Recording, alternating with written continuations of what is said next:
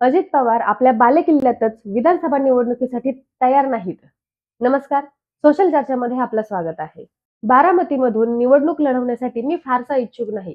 विधानसभा निवडणुकीत आमदारांना सांगून पाडणाऱ्या अजितदादांचं हे स्टेटमेंट.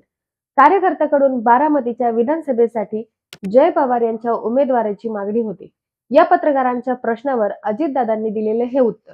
मागच्या टर्मच्या लोकसभेला मावळ मतदारसंघातून मुलगा पार्थ, यंदाच्या लोकसभेला बारामतीतून पत्नी सुनेत्रा वहिनी यांच्या पराभवानं अजितदादांचं राजकीय खच्चीकरण झालं. पण येणाऱ्या विधानसभा निवडणुकीत ज्याला अजितदादांचा बालेकिल्ला म्हटलं जातं, त्याच बारामती विधानसभा मतदारसंघाच्या निवडणुकीतून अजितदादांचं यंदा निवडणूक लढणार नाही, अशी राजकीय चर्चा सध्या सुरू आहे. या चर्चेमुळे दोन प्रश्नांचा गुंता आणखीनच गुंतागुंतीचा झालाय.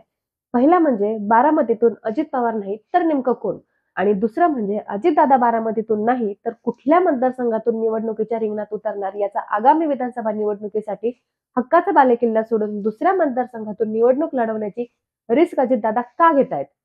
शरद पवारांकडून जर जवळपास युगेंद्र पवार यांच्या नावावर शिक्कामोर्तब झाला आहे, पण मग अजित पवार घड्याळाकडून बारामतीतून कोणाला प्रमोट करू शकतायत? अजितदादांच्या डोक्यात आणि राष्ट्रवादीच्या गटात नेमकं काय चालू आहे, हेच आपण या व्हिडिओच्या माध्यमातून समजून घेऊया. त्यापूर्वी आमचे नवनवीन व्हिडिओ आपल्यापर्यंत पोहोचण्यासाठी चॅनलला सबस्क्राईब करा. बारामतीतून अजित पवार आमदारकीला उतरणार नाहीत, याचं पहिलं कारण देता येऊ शकतं ते बारामतीचे भावनिक वातावरण.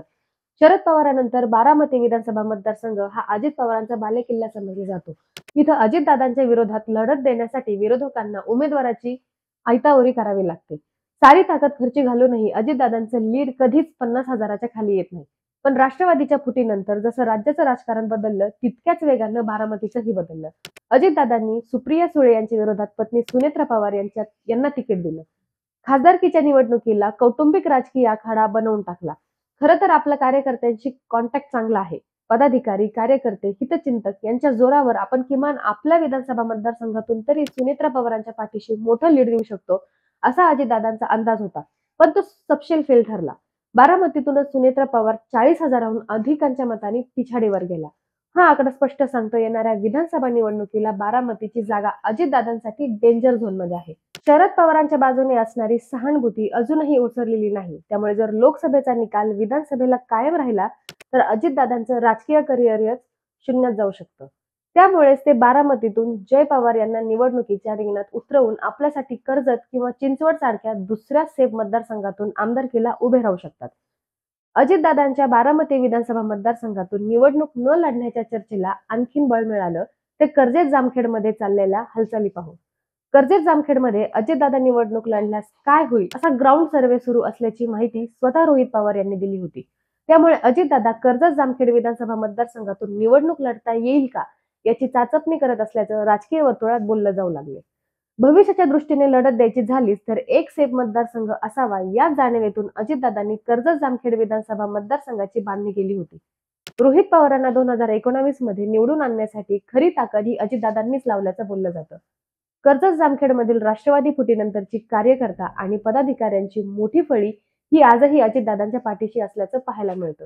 त्यामुळे कर्जत जामखेडमध्ये रोहित पवार विरुद्ध अजित पवार आणि बारामतीमध्ये जय पवार विरुद्ध युगेंद्र पवार अशी संभाव्य लढत अजितदादांना अपेक्षित असल्याचं बोललं लागले. अजितदादांची राष्ट्रवादी लक्ष देऊन कर्जत जामखेड विधानसभेमध्ये निवडणूक येण्याची स्ट्रॅटर्जी आखत असल्याचं चित्र कर्जत जामखेडमध्ये पाहायला मिळतं.